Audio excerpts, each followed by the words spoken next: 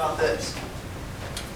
If I didn't have e to the minus t, I would just continue around the circle. But I do have e to the minus t. So each time t gets a little bit larger, what happens to this number right here?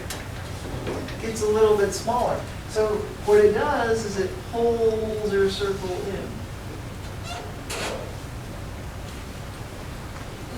So if you were to graph it, oops, that isn't center. If you were to graph this on polar coordinates, you get a picture that looks like that. If you're to graph that here with respect to time, you get a different picture. Here what you do is, now we know that we can write sine and cosine as what? As cosine. We can just write it as cosine. And so cosine just starts out at some amplitude times e to the minus t. So let's just call it r. Let's say it starts at some value, capital R, because that's what we were using. And if this was just sine and cosine, it would just oscillate at some cosine function.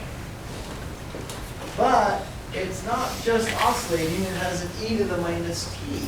So what happens is that each passing of sine and cosine, the oscillation is drawn.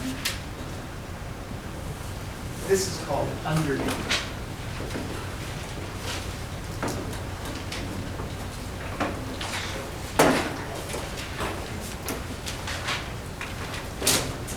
And this comes from complex roots.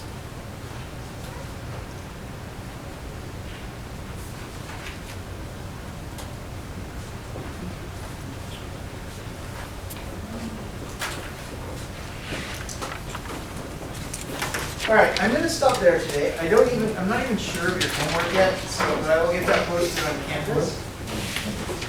So here's what I'm going to do with the time we have left. I'm going to pass back your actual original exams. These are unmarked. So remember, I have all of your marked exams online. So